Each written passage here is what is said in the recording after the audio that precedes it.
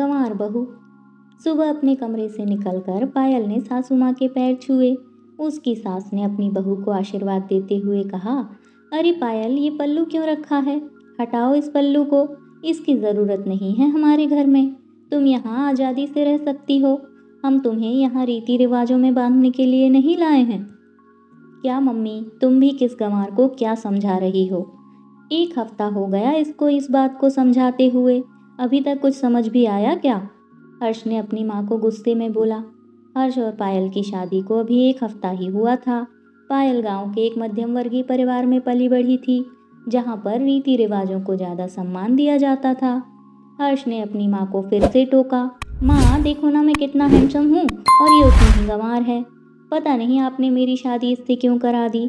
इसको तो किसी चीज़ की अक्ल ही नहीं है। मुझे तो एक से बढ़कर एक लड़कियां मिल जाती, पता नहीं आपको इस लड़की में क्या दिखा। हर्ष की माँ ने कहा, बेटा लड़कियां तो बहुत मिल जाती, पर जो संस्कार पायल के अंदर हैं वह आज के समय में किसी भी लड़की के अंदर नहीं मिल पाते हैं। हर्ष गुस्से में अपने ऑफिस के लिए निकल गया। पायल अपने ससुराल में घुलने मिलने की अच्छे से कोशिश कर रही थी। ससुराल के सारे तौर तरीके उसके अपने मायके से बिल्कुल विपरीत थे। जहाँ उसके मायके में सभी रीति रिवाजों के बंधन में बंधकर चीज़ें प्रस्तुत की जाती थीं, वहीं उसके ससुराल में इसके विपरीत था सब कुछ। ससुराल में सभी एक साथ डाइनिंग टेबल पर बैठकर भोजन करते थे। घर में किसी के बोलने और कुछ भी करने की किसी को भी किसी तरह की रोक टोक नहीं थी। बस कमी थी हर्ष के प्यार की, जो पायल को दूर दूर तक नहीं दिख रहा था। हर्ष को उसका एक गांव से संबंधित होना पसंद नहीं था। वह हमेशा से एक मॉडर्न और उच्च ख्यालात की लड़की से विवाह करना चाहता था। पायल ने वैसे तो स्नातक तक की पढ़ाई अपने कॉलेज से की हुई थी, पर कभी शहरी माहौल में रहना नहीं हुआ था उसका। इस बीच हर्ष का तबादला मुंबई हो जाता है। उसे ना चाहते हुए भी पायल को अपने साथ ले जाना पड़ता है। घर पर रहते हुए माँ के दबाव के चलते हर्ष की पायल से थोड़ी बहुत बात भी हो जाती थी, पर जब से हर्ष मुंबई आया था उसने पायल से दूरी बना ली थी। देर रात अपने दोस्तों के साथ पार्टियां करता और कई कई दिन तक घर भी नहीं आता। पायल को अब इन सब चीज़ों की आदत पड़ चुकी थी। उसने घर पर घुटने से अच्छा बाहरी दुनिया को जानने की कोशिश की। खाली समय में वो शहर की छोटी बड़ी हर जानकारी को जानने की कोशिश कर रही थी। कुछ दिन बाद हर्ष की माँ का संदेशा आया कि वो कुछ समय के लिए मुंबई रहने के लिए आ रही थीं।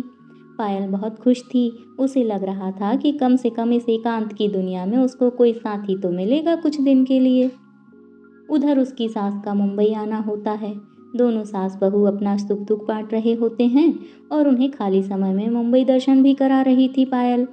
उसकी सास देख रही थी कि हर्ष किसी भी हाल में पायल को स्वीकार नहीं कर रहा था। उसके घर आने के बाद भी हर्ष का वही हाल था। एक दिन उसकी सास को अचानक से सीने में दर्द की शिकायत हो गई। उन्होंने हर्ष को फ़ोन किया, पर उधर से कोई उत्तर नहीं आया। इधर पायल ने जैसे ही देखा कि सास की तबीयत बिगड़ रही है, उसने तुरंत अस्पताल में फ़ोन मिलाया और उन्हें भर्ती कराया। हर्ष को जैसे तैसे यह सूचना मिली तो वह भागते हुए अस्पताल आया। इधर पायल की सास को होश आ चुका था। हर्ष और पायल दोनों माँ से मिलने के लिए गए। हर्ष ने अपनी माँ से पूछा, माँ आपको अस्पताल किसने पहुँचाया? तो उसकी माँ ने कहा, जिसे तू गंवार समझता था ना, आज उसी की वजह से मैं जिंदा हूँ। अपनी माँ की बातें सुनकर हर्ष को आत्मग्लानि हो रही थी। उसको समझ नहीं आ रहा था कि वह पायल का सामना कैसे करे। आज उसको समझ में आ गया था कि सिर्फ कपड़े पहनने से कोई मॉडर्न नहीं होता, बल्कि समझदारी से जो परिस्थिति को संभाल ले वो मॉडर्न होता है। कहानी पसंद आई तो इसे लाइक और शेयर करें, साथ ही चैनल को सब्सक्राइब करना बिल्कुल ना भूलें।